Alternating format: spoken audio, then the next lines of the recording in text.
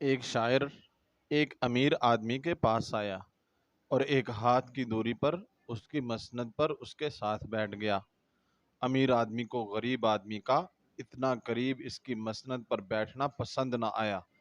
چنانچہ امیر آدمی نے خفا ہو کر کہا، ارے تجھ میں اور گدھے میں کیا فرق ہے؟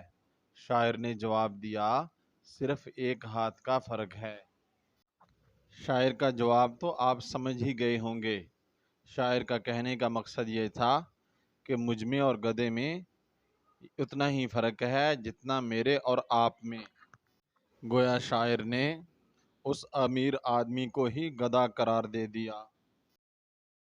کوئی صاحب ڈاک خانہ گئے اور ملازم سے بولے کہ بھائی ہمارے نام کا اگر کوئی خط ہو تو ہمیں دے دیجئے۔ ڈاک بابو نے ان صاحب سے ان کا نام اور پتہ دریافت کیا۔ وہ صاحب بولے، بھائی واہ، آپ مجھ سے کیا پوچھتے ہیں؟ کیا لفافے پر نہ لکھا ہوگا؟ اسے پڑھ لیجئے۔ ان صاحب کی سادگی تو آپ سمجھ ہی گئے ہوں گے کہ یہ کس قدر سادہ ہیں۔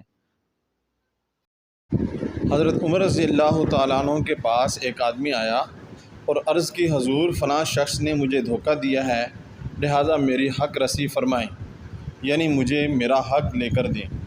حضرت فاروق اعظم رضی اللہ تعالیٰ عنہ نے فرمایا، جا بھاگ جا، کیونکہ نبی کریم صلی اللہ علیہ وسلم نے فرمایا ہے، چھوٹے قد کے آدمی کسی سے دھوکہ نہیں کھاتے۔ چونکہ تو بھی چھوٹے قد کا ہے اس لیے تو ہرگز کسی سے دھوکہ نہیں کھا سکتا۔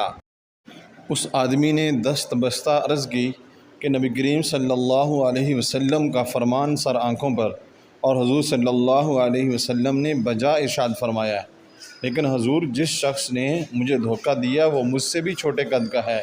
یہ سن کر حضرت عمر رضی اللہ تعالیٰ عنہ مسکرائے اور جانبین کے درمیان مناسب فیصلہ کر دیا۔